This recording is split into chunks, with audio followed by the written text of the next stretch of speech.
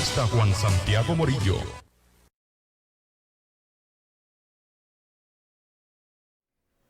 Ya, otra vez aquí, señores, para tocar dos temas de sumo interés. El primero está relacionado con lo que es la familia, con lo que es la responsabilidad de cada uno de nosotros como padre. En muchas ocasiones no le damos seguimiento a cuál es el comportamiento de nuestros hijos en los diferentes centros, en los diferentes lugares donde el muchachito con frecuencia va, ya sea a la cancha, al club deportivo, a la escuela de arte, a la escuela del barrio de guitarra, en la escuela o en el colegio donde estudia constante y permanente. Y me genera preocupación porque en los últimos tiempos la ola de violencia que reina en diferentes sectores,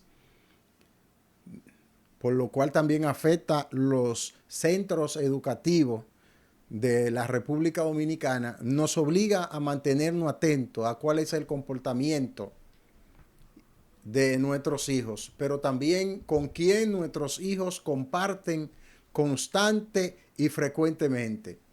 Y entiendo que esa acción de seguimiento, vamos a llamarle, de monitoreo, como dicen los tigres, de mirada, de chequeo, tenemos que hacerlo. Miren, lo que va de la semana, yo he visualizado unos 4 o 5 videos que me han llegado de pleitos en escuelas, de pleitos en colegios, de pleitos en el barrio. Porque en muchas ocasiones esos estudiantes que salen de la escuela, que salen de un centro educativo determinado, no pelean en esa escuela, no pelean, pero sí lo hacen en el barrio y sí lo hacen en el sector. Entonces nos estamos encontrando con pleitos a diarios en las escuelas públicas del país. Y entiendo que tenemos que estar conscientes de esa situación para poder nosotros trabajar con lo que es o sería la educación, pero también la seguridad de nuestros hijos. Miren este tema y quisiera que cada uno de ustedes lo reflexione. Dele mente, reflexiónelo. No sabes tú qué está pasando con la violencia y tus hijos en las escuelas, colegios del país. Un tema preocupante porque, por ejemplo, en lo que va de la semana, hemos escuchado en escuela a una niña que sus compañeros de cursos le dieron una golpiza, que la dejaron inconsciente. No aparecieron los profesores, nadie se dio cuenta, nadie estuvo atento a esa situación. Hoy vemos los padres en las redes quejándose producto de esta situación. Entonces, como le pasó a esa niña, nos puede pasar a cualquiera de los hijos de nosotros. A cualquiera. Entonces, nos obliga la situación, violencia, bandas y grupos, cuando no pelean en la escuela, se enfrentan frente al centro educativo, luego que salen del centro educativo, en muchas ocasiones con machetes, con chilena. Y ustedes han escuchado la cantidad de informaciones que hace referencia a ese tema. Entonces, entiendo que tenemos que reflexionar esto. Tenemos que reflexionarlo. tenemos que prestar atención. Hay que darle seguimiento a estos temas. Hay que darle seguimiento a estos temas. Porque nosotros y nuestros hijos no escapan de esa realidad. Por ejemplo, ¿qué recomiendan los profesionales? Dicen, la violencia en los centros educativos es sin duda un desafío significativo que afecta no solo a los alumnos, sino a la calidad de la educación y la convivencia en la sociedad en su conjunto. Aquí hay una serie de consejos, recomendaciones sobre cómo abordar este tema, este problema. Lo primero es que nosotros en el país ya tenemos que comenzar a crear conciencia. A crear conciencia, y esa conciencia acorde con una educación temprana. La prevención de la violencia debe comenzar temprano en la vida de los estudiantes. Se deben implementar programas de educación para la paz y la resolución de conflictos desde la educación primaria. Fomentar los valores de respeto, empatía y tolerancia.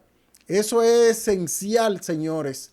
Es esencial para que podamos nosotros en nuestros centros, en nuestro centro educativo, tener por lo menos la confianza de que el profesorado, los participantes, los colaboradores, estén todos apuntando hacia una misma dirección.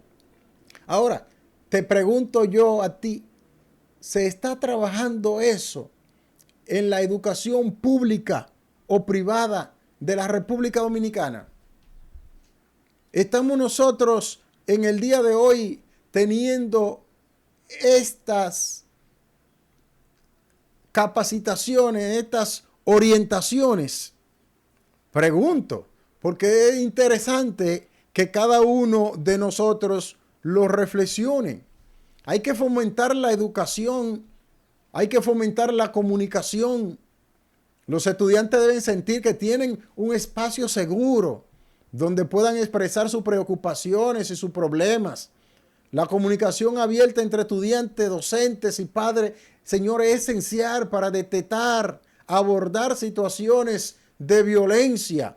Porque ¿qué sucede cuando tú no tienes la oportunidad de que tú puedas comunicar alguna situación por la cual tú estás atravesando? Es lo mismo que se da con los pleitos y los linchamientos.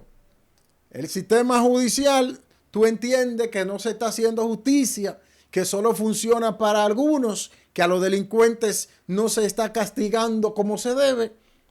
¿Qué hacen cuando agarran a un delincuente? Intentan lincharlo poniéndose en el mismo escenario que el individuo. Pero eso lo genera la impotencia, la falta de confianza, la falta de esperanza, de fe en que realmente funcione el sistema de comunicación de justicia. Y esas situaciones las vemos a diario, señores, y tenemos que comenzar a hacernos eco de ella. Tenemos que comenzar a trabajar esa parte. Tenemos que comenzar a ver de qué manera podemos nosotros en República Dominicana implementar la paz, la tranquilidad, la armonía y que cada uno de nosotros tenga la respuesta a ese tema que aparece ahí, a ese título que aparece ahí y que no es una situación que escapa de un grupo social o económico o político X. Todos de una u otra forma estamos viviendo y atravesando por eso. Y para lograr eso se requiere y se necesita de políticas escolares claras. Señores, los centros educativos deben tener políticas sólidas contra la violencia, incluyendo protocolos para abordar situaciones de intimidación, de agresión. Estas políticas deben ser aplicadas de manera consistente. Tenemos nosotros política, tenemos un protocolo establecido.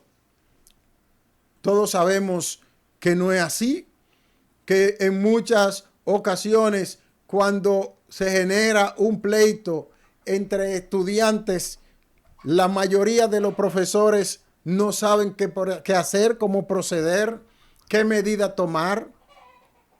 Y entonces vienen los inventos, vienen las excusas, como en estos días que vimos que un niño mientras jugaba en la cancha de un centro educativo, allí se cayó la cancha, lo mató. Las informaciones que daban en el centro educativo no iban acorde con lo que se manifestaba en la calle y con lo que algunas grabaciones demostraban. Ahora mismo, de 100 personas que deambulan por las calles, que caminan por cualquier calle de cualquier ciudad, no importa qué tan rico o pobre sea, el 80% de ellos, y estoy siendo conservador, el 80% de ellos tiene celulares. Que tan pronto se genera una situación, inmediatamente comienzan a grabar sobre ese tema. Y eso no es un secreto para nadie. Todos lo sabemos.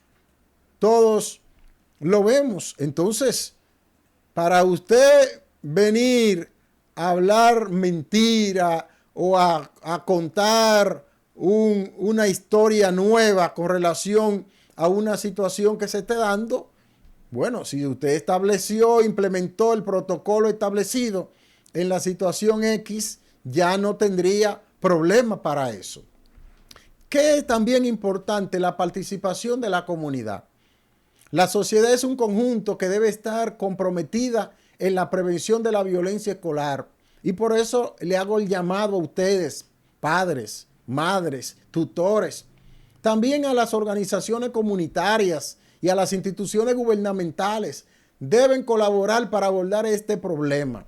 Por ejemplo, la MAT, que es donde se reúnen los padres y madres de los centros educativos, es difícil que en una convocatoria de un aula o de un centro, y le voy a poner un número pequeño, donde hayan 300 estudiantes, se convoquen a través de la MAT a esos padres. Y si van de esos padres 100, son muchos. Que de 300, 100 es el 33.3%. Son muchos. Entonces, ¿qué te demuestra eso? Poco interés por el hijo. Puede ser, se le puede dar esa lectura. Se le puede también dar la lectura de que la situación por la cual están atravesando, que están pasando económicamente no es buena y prefieren sacrificar el seguimiento, el monitoreo y la atención a su hijo que dejar de ganarse los 300 o 200 pesos para la cena o para el desayuno. Pero a veces por esa situación se generan conflictos y eventos que perjudican y que hay que entonces invertir más que eso. Convoque en un centro educativo de 300 estudiantes a ver cuántos estudiantes van a ir, cuántos van a participar. Y ve que no participa el 30%. De 300 no van a ir 100. Entonces, a veces yo entiendo que esto se debe a la poca motivación de los profesores. Eso yo no voy a bregar con eso. Estoy ansioso que ya yo pueda tener el 25 o 30 años en el servicio para retirarme de esta vaina. Yo lo he escuchado. Yo vengo aquí por compromiso. Ya muchos de los que imparten docencia no lo hacen por vocación. Entonces, ahí entra lo que hay que trabajar, la motivación de las comunidades de los diferentes sectores. Y yo entiendo que, por ejemplo, quien dirija en los distritos educativos el MAT, quien dirige en la dirección regional el MAT, no puede ser una persona que no tenga manejo, dominio de sociología, de comunicación social y de psicología. Por eso yo siempre he recomendado que lo mejor para eso sea un sociólogo o un egresado de ciencia de la comunicación social o un egresado de ciencia y trabajos sociales. Porque se requiere y se necesita de una serie de pasos para poder ir complementando ese trabajo. Las consecuencias y el apoyo cuando se identifican casos de violencia también debe ser esencial. Es importante que haya consecuencias adecuadas para los perpetradores, pero también se debe apoyar y brindar a las víctimas todo el apoyo necesario psicológico y emocional, personalmente. Esto puede incluir asesoramientos psicológicos y de otras formas de ayuda. Entiendo que se puede.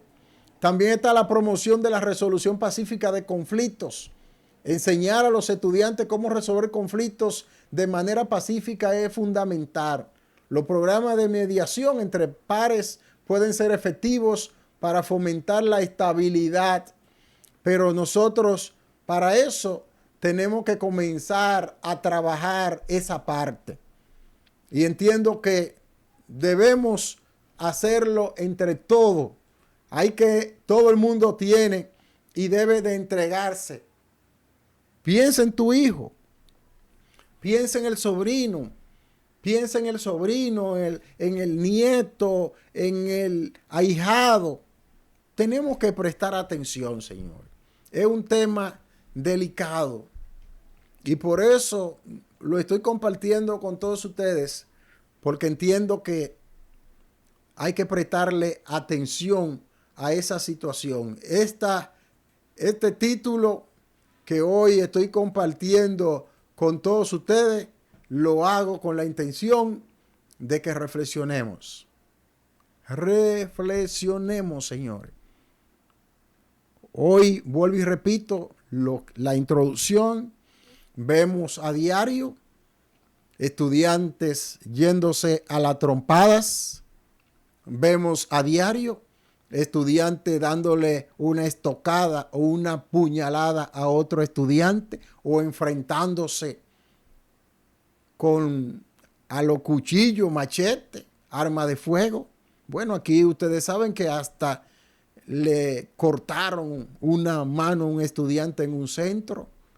Tenemos otro que le dieron un batazo que permaneció en cuidados intensivos y en riesgo su vida. Tenemos el caso, por ejemplo, en Vega del estudiante que fue asesinado. Y así podríamos, para citarle solo los casos más recientes aquí en San Pedro de Macorís, tocar muchas otras situaciones que merecen que nosotros la compartamos con todos ustedes para que tomemos la medida necesaria, el cuidado necesario, porque no podemos seguir en esta situación, señores. No podemos ni debemos. No podemos ni debemos seguir haciéndonos los locos, los tontos y los pendejos cuando la salud física, emocional, espiritual de nuestros hijos está en juego. Estás en juego. Así que le dejo este tema, reflexionenla, analícenlo y evalúenlo. También otro tema que quiero compartir con todos ustedes es el caso de la estafa, la mafia, se da en todos los escenarios y en todos los lugares. Por ejemplo, nosotros recientemente tuvimos un caso de una abogada que tumbó a muchísima gente. Habla de más de 2 millones de pesos, vendiéndole supuestamente legalizaciones para viajar al extranjero, para sacarle personas detenidas, para limpiarle expediente. Fue detenida, sometida y le cantaron 3 meses de coerción en su casa. Este individuo, miren esa figura, Brian Mawanda Nahaji, el falso abogado que ganó más de 20 casos sin haberse graduado. Oye, más de 20 casos sin haberse graduado ganó ese individuo. Y uno se pregunta, ¿cómo? Una habilidad enorme. Pero eso no nos debe de sorprender porque, por ejemplo, en las investigaciones de los últimos trabajos que ha estado realizando Nuria Piera y otros trabajadores de el área de periodismo de investigación, nos hemos encontrado como cirujano, médico, ejerciendo sin títulos. Entonces, este caso de Ibrahim Mawanda Nahaji, falso abogado en Kenia, plantea preocupaciones significativas sobre la integridad y la regulación en el campo legal. Aunque no pasó aquí, en República Dominicana, pero sí tenemos que tomarlo de ejemplo como un caso alarmante, porque en la sociedad actual las estafas y la falta de regulación pueden infiltrarse en profesiones que deben ser salvaguardadas de la justicia y la legalidad. En primer lugar, este es un caso que subraya la necesidad de un escrutinio más riguroso. Y lo toco porque nosotros aquí en la República Dominicana con frecuencia conocemos a personas que se hacen llamar abogados. Ah, no, yo soy abogado y te dan hasta una tarjeta de ellos como abogado. Y yo soy el licenciado fulanito de tal abogado. O yo soy el licenciado fulanito de tal periodista. O yo soy el licenciado fulanito de tal en economía, contabilidad. O yo estudié tal o cual cosa. Y tú decías, pero yo no sabía que había estudiado esa carrera. Por ejemplo, para citar, ustedes han visto todos los casos que Nuria Piera ha presentado. Psicólogos, médicos generales, cirujanos, orientadores, entre muchos otros. Pero asimismo también se da en el derecho de personas que te venden que son abogados sin serlo. Pero por ejemplo, usted se para en la Francisco Alberto Camaño de Ño, aquí en San Pedro de Macorís, y ustedes van a ver la cantidad de vehículos que están transitando que dicen prensa, prensa, prensa.